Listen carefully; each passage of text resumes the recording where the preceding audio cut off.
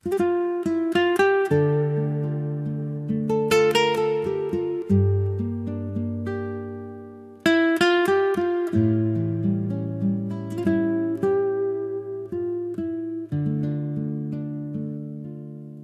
եմ ձյունը, թե նա տեղում է ամառվա կեսին,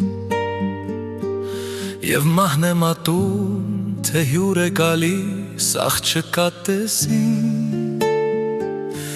Մահից ոչ պակաս և այն քողարկված մենատնը տեսին, նրան ու նրանց, ովքեր ուրիշի շեն տուն են քանդում։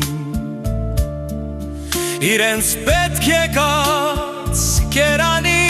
համար, ովքեր ուրիշի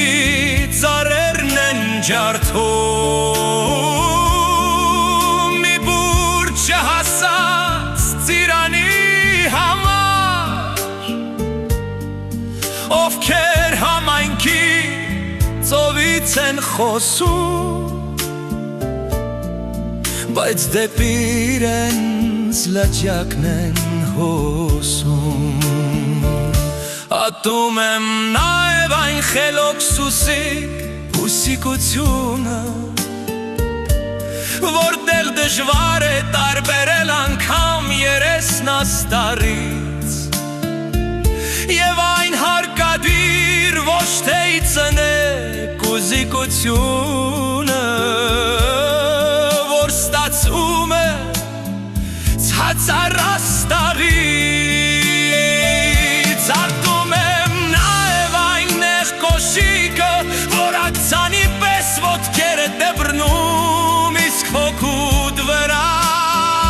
կոշտուկ է դառնում։ Այն գործն եմ ատում, որ ոչ թե գործ է, այլ ծանր հանցանք, այն փորձն եմ ատում, որ մարդկանց գլխին դառնում է փորձանք, այն դավանանքը, որ վերջի վերջո փոխնում է դավի գլխացավանքը, որ փոխարկվում է սուր գլխացավի։ Խավարն եմ ատում, եթե խավարում ոչ միտք է ծրում և ոչ էլ զավակ, և լույս եմ ատում, թե կուզև պայծառ, թե չի հանդուրժում մինչև իսկ շվակ։ Ինչ խոսքեր ասեմ այն ձեռագրին, որ չի հասկացվում, բայց կարդացվում է, ատեմ թե խղճամ այն տարեգրին, որ նյութ է սարքում, ոչ թե հավաքում, խղճամ թե ատեմ այն տարագրին, որ միշտ ապրում է իր հայրենիքում։